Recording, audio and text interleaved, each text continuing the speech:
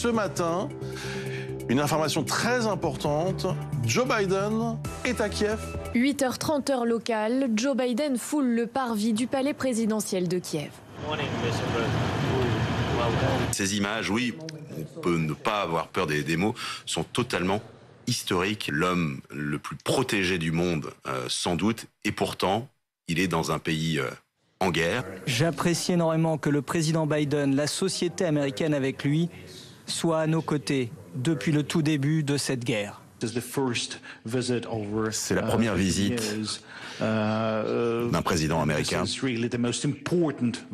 c'est vraiment la plus importante de toutes les visites de toute l'histoire de l'Ukraine. Le président Biden, lui, a promis de nouvelles munitions, notamment pour les HIMARS, des tanks et surtout de l'argent pour la société civile, pour reconstruire, pour aider l'Ukraine. En tout, depuis le début de la guerre, c'est 113 milliards de dollars dépensés par les États-Unis. Ça nous paraît une somme énorme. En fait, c'est 2 jours de PIB américain. C'est-à-dire que c'est quasiment de l'argent de poche pour les États-Unis. Ça alimente aussi la propagande russe d'un combat de l'Occident contre la Russie.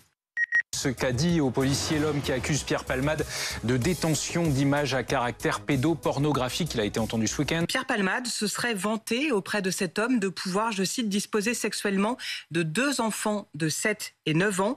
Et selon ce jeune homme, Patrick M., Pierre Palmade lui aurait aussi montré le début d'une vidéo pédopornographique sans qu'on puisse l'identifier. On n'est que sur du déclaratif. Donc après, à voir si l'enquête, les perquisitions, d'autres témoignages, sa propre déposition à lui-même permettront d'aller plus loin. Mais pour l'instant, ça paraît prématuré, même si je précise que si une ouverture d'information était ouverte, bien sûr, il risquerait, là, pour le coup, à court ou moyen terme, directement, à nouveau, de la détention provisoire. C'est la dernière information de l'après-midi, cette perquisition à ce qui était le domicile de Pierre Palmade. Nous avons vu avec Amélie Patéron, 8 enquêteurs de la brigade de protection des mineurs sortir de ce domicile de Seine-et-Marne de Pierre Palmade avec 2 sacs contenant, on l'imagine, les effets personnels de l'humoriste, peut-être un ordinateur, qui vont donc être analysés, scrutés pour vérifier et déterminer si ces vidéos dont parle cet homme, dont parle le signalement de cet homme, sont bien réelles.